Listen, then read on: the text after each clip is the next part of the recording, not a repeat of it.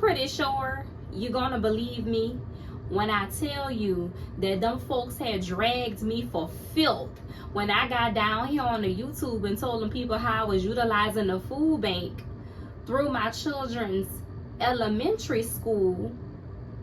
And now, come October 31st, they cutting food stamps off. But they dragged me like a dog and tried to walk me like one in my comment section. Not everybody, but some of the folks tried to walk me like a dirty dog, a dirty mangy dog, about utilizing the Baton Rouge Food Bank. Let's talk about it. Look, I don't know who else is gonna get on here and say it, but I'ma just tell you, it's getting spooky out here.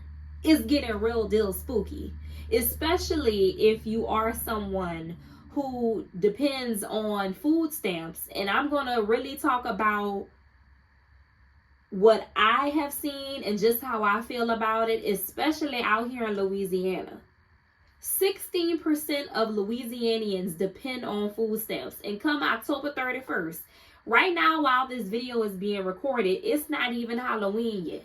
It's real spooky out here in these Louisiana streets, because come November 1st, there ain't gonna be no more food stamps. And when we get to talking about the statistics, I am a sociology student right now. I'm going to LSU, and I am a junior, and I'm really big into statistics. I was really studying the statistics throughout the years, and I'm seeing how at this point it's 1 out of 5 Louisianians that do depend on food stamps to be able to secure their home. And if you want to talk about what 1 out of 5 looks like, that's roughly, if you have 1 million people, we're not even going to say half. We're going to talk about almost 900,000 people. Almost 900,000 people in the state of Louisiana will not have food stamps for the month of November. If you don't think that's spooky, and we're not even gracing Halloween yet, like we're getting a little bit more closer to it, but the people out here ain't really hollering about trick or treat, baby, there's something to really say is real spooky. Once I went towards divorce, you know, the first thing people were telling me, Linda, get on the food stamps. And I got on the food stamps. Once I got on my feet, I'll say in a way to where they were saying that, oh, you're making a little bit too much money. You're making a little bit too much money, Miss Linda. You're going to get snatched off. Got snatched off for food stamps. I came on here and I shared that with my community. And I had a lot of individuals who were literally telling me, Linda's going to be all right. You got this. Woo side out. And I was like, I do got it. I do got it. Because I know how to literally survive. I know how to go out here and look into the grocery store ads when they come into the Sunday paper. That always been me. I know how to shop on a budget. However, when you have to get on a platform such as this one and you talk about food banks, because I had lost my job that I had working from home for over 2.5 years. I got laid off. I came on here right on YouTube and I told the folks, I said, you know what? I'm utilizing the food pantry through my children's school. Oh, baby, the people went on me hard. You just need to go ahead on and apply for food stamps. Oh, you don't know how to manage your food. You don't know how to grocery shop. I'm like, it's so crazy how everything that became full circle.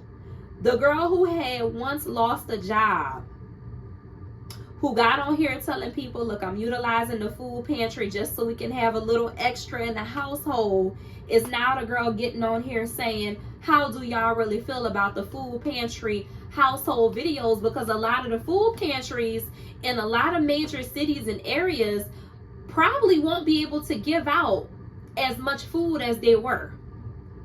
That's very spooky. And so I'm like, look, living in Louisiana is real tough. It's real tough. The cost of living, it may not be much to some folks, but a lot of people out here nickeling and diming it. And for me to be a single mom out here went through a divorce, 3 years post, currently living on a less than $40,000 salary to take care of 2 kids, I will tell you that the best advice that I have for other women and even men out here trying to support a family is to not lose faith in what you could do.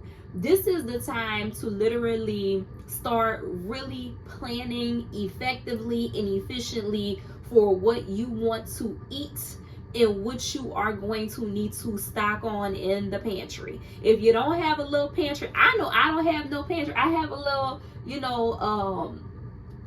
little situation up in here. But when I tell y'all, your survival needs are based on what you know for sure you're going to initially eat.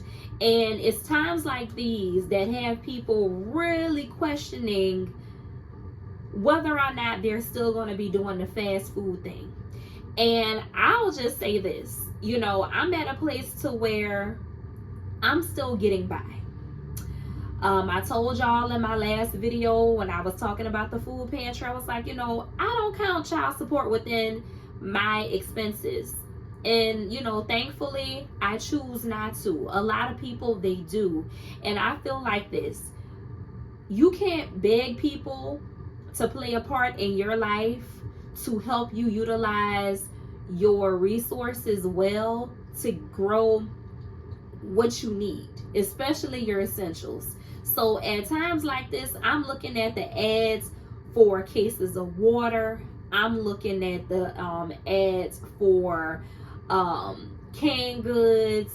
Usually the canned goods, they go on sale right before Thanksgiving get here. So I'm stocking up on the canned goods. Been doing it. Canned goods that I know I'm going to actually eat.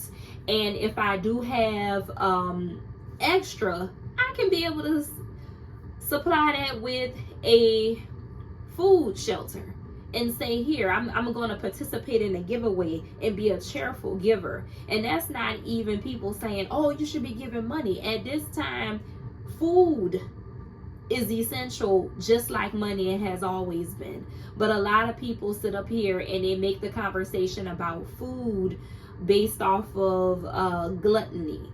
And this Thanksgiving, I'm going to do my very best, as I have always did, just to keep it peaceful and to not put stress on myself, because there's nothing that I can get on my channel and overly say, but I have shared my journey, and my heart goes out to those who are feeling any type of anxiety about this upcoming holiday season.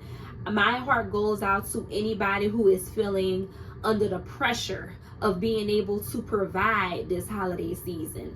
I know for me, I can just speak for myself. The God that I serve, he sits high and he looks low, and he has kept me in the midst of it all. I am going to go out there and I'm going to go get some Cornish hens because they be on sale. That's what my kids really like. My kids like a ham. I've been putting a little money to the side so we could be able to have an affordable but a very delectable dinner that I know I'm going to take pride and joy in my kitchen with cooking. And I have a little saying I put on my refrigerator. I got 2 sayings. People be asking me, what you got on them sticky notes? On one sticky note, it says, my kitchen will always bring me peace. There will always be food in here. And my other sticky note says, I'm grateful for all that I have and all that I am blessed with. And that is just 2 mottos that I keep on my refrigerator, because I know for sure throughout all these different transitions within the season, no one saw this coming with the food stamp. Baby, people say it all the time. Money come and money go. Food come and food go. But if you stick it out and you plan effectively, you only have about 4 more weeks to really plan effectively. You can have a decent meal. The canned goods will help you stretch it out. If you can't buy no frozen vegetables, get you some canned good vegetables. Get you some real deal, wholesome mashed potatoes, the real deal. I go buy real deal mashed potatoes, real deal sweet potatoes, so I can peel them, cut them, and do what I gotta do. When it comes down to the meats, like I told you, corn and shins are going to come through. The seasonings, you can spend your money on that. Season how you like. You can always do the little salt and pepper, the little country little down the bayou plantation seasoning. That's what I like to call it, just a little salt and pepper. You can always do a little salt and pepper, baby, because people be like, oh, I ain't gonna have no money to get no Tony sandwiches. Use your salt and pepper, baby. You're gonna be all right. And you know, at the beginning and at the end of the day, I am just thankful for my journey that I have been on. I'm very humble. My journey is still going, and I am here to just be a motivation to those that it don't take a lot. It don't take a lot. Don't overcompensate or overthink this holiday season and what you're going to eat. Buy what you can in stock. Buy what you can in stock. And that's all I can say at this point in time. I'm just so hurt because I know for sure a lot of people are definitely emotionally and financially and also spiritually afraid of what this holiday season is going to bring. But I'm just here to tell y'all, just hold on, see it through, plan effectively and efficiently, and also plan to where you know it's attainable for you to be able to fulfill.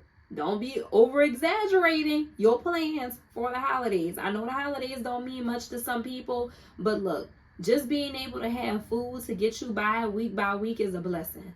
So being able to not just plan for the holidays, but for the month, it's a blessing. So that's what I want to say. If you enjoyed this video, feel free to thumbs it up. Let's talk in the comment box below. Thank you so much for watching, and I love you lots. Tater tots. Peace and blessings. Bye.